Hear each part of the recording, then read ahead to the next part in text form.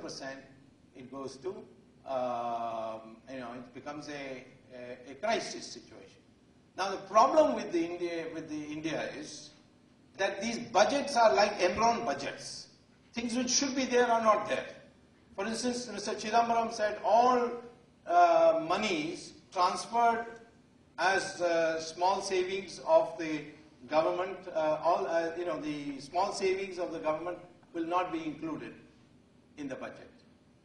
Well, that gives you a different picture. Because these small savings are actually from the banks you're taking. And he says, no, that will be excluded. So, even the understated numbers, there are a lot of corrections that have been done, is 5% already. And you will be surprised to know that all the state governments have deficit budgets. And if you take their deficit, fiscal deficit, and add them up, then the total fiscal deficit in India today is 12% of GDP, which is Brazilian class. Means that we are in the Latin American class.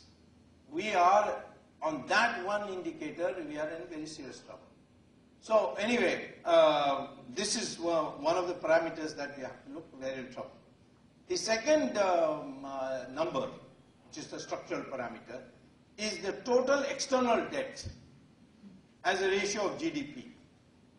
Does anybody know what that percentage would be like?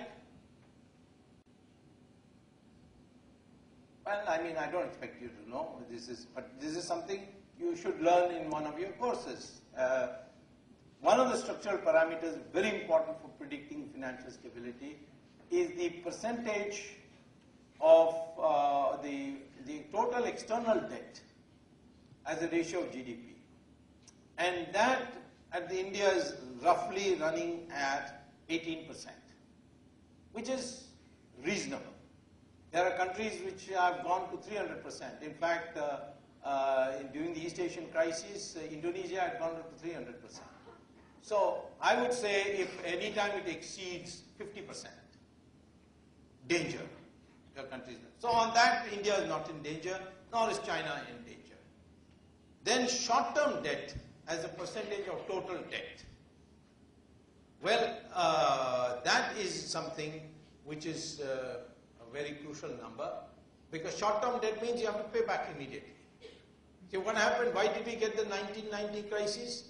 Because when Mr. Rajiv Gandhi came as Prime Minister, he suddenly opened out the economy and said, if you want to borrow from abroad for your industry, buying your industrial equipment, then you are free to do so.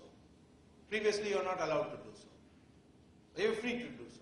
So people with bottled up, frustrations and so on, which they had during the strict socialist period, said, let's go and buy new machines and so on. Well, they all bought new machines, but Mr. Rajiv Gandhi should have had this government specify